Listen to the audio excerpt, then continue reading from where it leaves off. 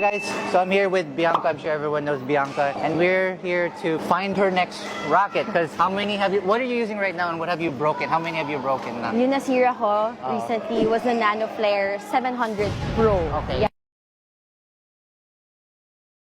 What color is that? Yung colorful racket. Yeah. I broke parang 9, 10. 10 rackets na. nung wala pang 1 year. So, sobrang sad. Yeah. Yeah. Ako din. Like yung 1000Z ko guys, you know, I've broken like 10 of them as well. You said, off camera, like maarte ka sa racket. Yes, I'm very choosy. So, since 14 years old ako, I've been using one racket lang. I don't know if you guys know it, the Nano Speed 9900. So, ever since yun yung ginagamit ko. And then, nag-phase out, wala na siya sa market. And then, na-introduce sa akin si Nano Flare 700 ni Rally Sports. Yes, I tried it. Nagustuhan ko yung feel. Ginamit ko na siya. Yun na yung ginamit ko sa lahat ng tournaments. Pero yun nga, it's very sensitive. Sobra. So, Bianca told me she don't like head heavy kasi may elbow injury ka dama. Yes. So all of these are like either headlight or even balanced and with a control focus. So we're gonna see if she likes any of them and maybe we'll find Bianca's next racket today.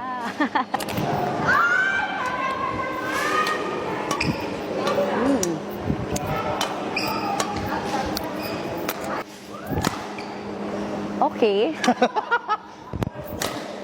So malapit siya pero yung price 3K lang. 3K lang. No way. Yeah. Oh my God, Yonex. I love you, Yonex, pero may mga ganitong rackets pala, hindi ko alam. Okay. Yeah. I love the color too, though. It's white and pink. Yeah. Ganda. Okay.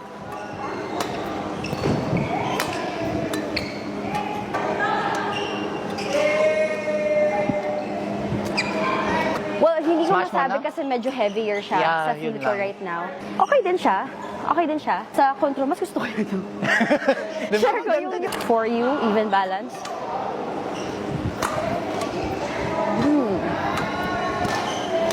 Ay, sorry. Okay. Wala. Iba yung feel noon talaga. Sasabihin ko, maganda talaga siya.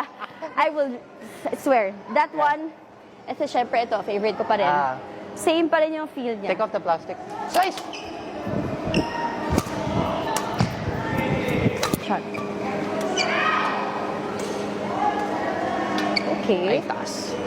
Similar, hindi ko na masabi kasi mas heavier to eh. Pero yung similarity, it's there. Ramdam ko siya. Sa palo, sa slicing, even sa net shot. Okay.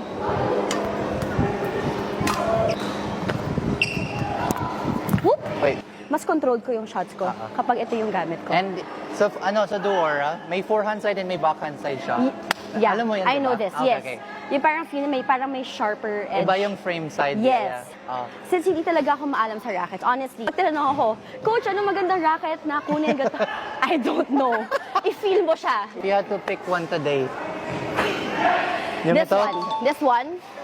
Syempre for non-Yonex, but since I'm Yonex sponsored, this one, Chad. Yung DZS? DZS, this one. Yung control niya, maganda. Syempre, Yonex girl pa rin ako kumbaga, ever since Yonex talaga ako. Gusto ko to. Copy pa rin naman siya ni Yonex, right? Yeah. Maganda yung feel niya. Masarap siyang gamitin. Kumbaga, ramdam mo yung palo mo. At kahit masira. Kumbaga, kasi yung rackets namin, even yung Nano Flare ko, we use it pang everyday feeding. So, feeling ko talaga kaya siya, di ba, mas overused. Kasi nga, even sa feeding ginagamit. So, for everyday, pwede naman. Di ba? For everyday use lang, for feeding. And then for tournaments, for competitions, pwede naman yung Yonex. Shoutout sa BCBA. We're here right now in Dragon Smash training. Sila ngayon. So, yan. If you guys want to train with us, nandito lang kami sa Dragon Smash Makati. And shoutout to Nigel. Thank you so much for contacting me and letting me borrow his rackets and help me find my next racket. Guys, bye! Thank you.